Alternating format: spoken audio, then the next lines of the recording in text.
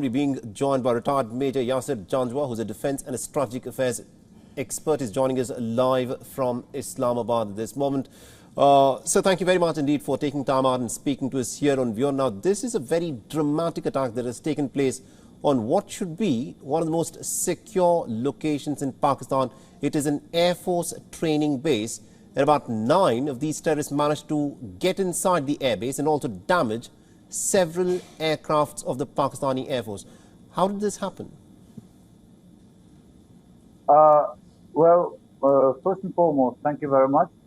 However, let me correct you that the aircraft they claim to have damaged, or the ones that are reportedly being reported as damaged, were non-operational, obsolete aircraft, were just parked there. And they're parked near the fence, you might say.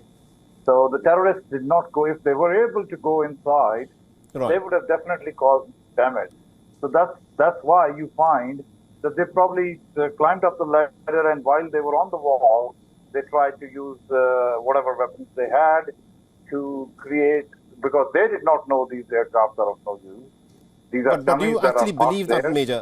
When you say that perhaps they did not know what these aircrafts were, do you actually believe that? Because this is an Army Air Force training base. And you may say that these may have been old, defunct aircraft, but the fact of the matter is, this is an enormous security breach. The Air Force is the most important part of any fighting force there is. And 9 terrorists managed to actually get inside this Air Force training camp and then went about damaging airplanes. It's just a matter of luck that these aircraft that you now say are old, defunct aircrafts, and therefore they were damaged anyway. So I am not going to sit here and condone that, yes, this is a security lapse, that they should not even have been able to climb the wall using the ladder. That's what I'm trying to say here.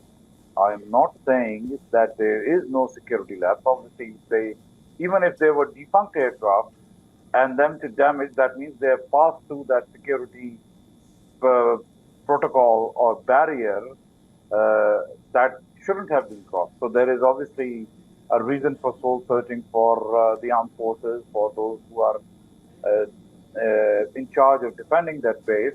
However, the terrorists, what I'm trying to say is, the terrorists were not able to go into the inner perimeter. They were able only to cause damage to these defunct aircraft. Had they been able to go inside, then there would have been more damage, and I agree, then there would have been more damage.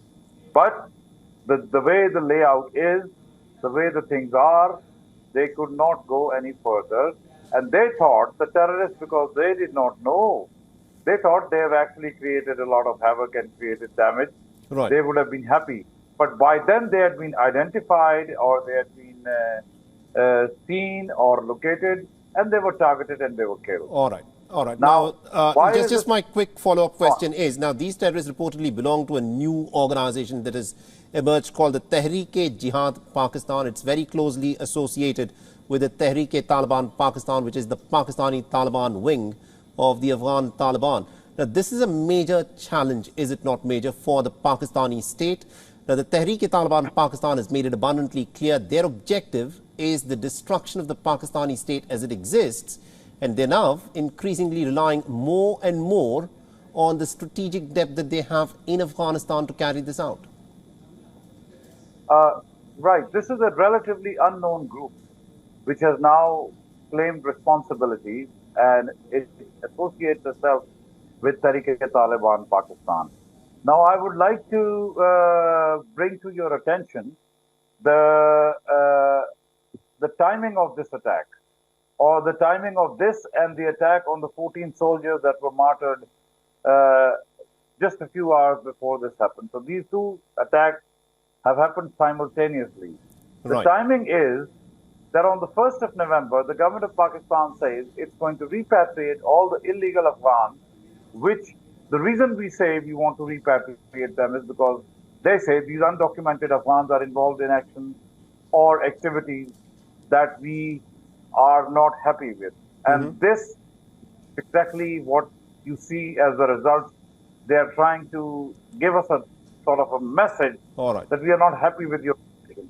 So we were prepared, or we knew, the government of Pakistan knew that there was going to be some backlash. Right. And that's why you find there has not been a monumental damage. Well, in terms of the soldiers killed, yes, 14 lives lost is a huge loss in Gwadar, undoubtedly. Here on the PF base, the damage has not been that much. Major Janjua, we're short of time, but I want you to quickly comment on an important question that I'm sure will be talked about a lot in the days to come. Pakistan wants 1.8 million undocumented Afghans, predominantly Pashtuns, living in the Khyber Pakhtunkhwa region to, in fact, go back into Afghanistan. But the fact is, this region has got very porous borders. The Khyber Pakhtunkhwa region and the Pashtun region in Afghanistan are very closely ethnically related. For decades, these are people who have lived in Pakistan. They've not known any other nation apart from Pakistan because they had migrated a long time back. But asking all of these documented migrants, predominantly Pashtuns, to now go back, is Pakistan making the crisis worse for itself? Now, look, I'll explain this to you. When you talk about porous border, yes, this was right and this is right. But we have plugged that porous border through fencing on the Afghan border. However, and that is where, when you say Taliban providing them the sanctuary, the Tehreek-e-Taliban Afghanistan, that's what I have to clarify. That the Afghan government continues to say, and this is what their commitment to us and to the international community was when they came into power, that they will not let their soil be used for terrorism against any other countries or neighbors. However, we have been continuously reiterating that they do not have the control over entire Afghanistan, and they are only at best controlling Kabul and areas close to it. Right. Now, last year, if you remember, I know you're pushed for time, and I'm going to try to sum it up as quick as possible.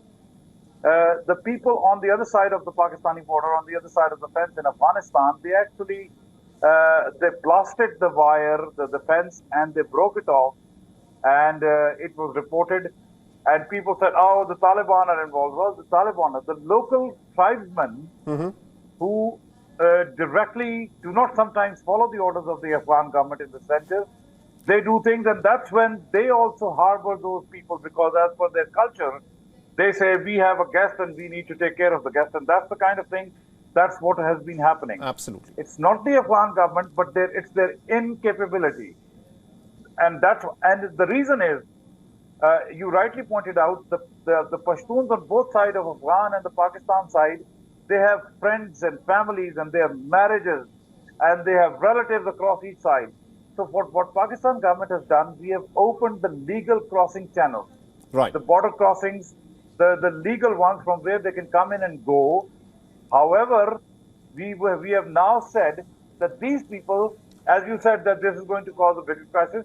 Well, unfortunately, it's Pakistan which has been facing this for the last 40 years or so. Right. So now it's the time for Afghan government to go and take responsibility for their own people and take care of them. I think you're technically giving us what the Pakistani government in fact says officially on this matter, but this is a crisis that is not going to end anytime soon. Expecting 1.8 million, Pashtun Afghans, in fact, leave immediately from Khyber Pakhtunkhwa. It is not going to solve the crisis that Pakistan at this moment stares. But Major Janjua, thank you very much indeed for joining us. We're completely out of time. This is a discussion that I'm pretty sure that we'll continue to have for quite a few weeks to come. Thank you very much indeed. Cheers. Thank you. WION is now available in your country. Download the app now and get all the news on the move.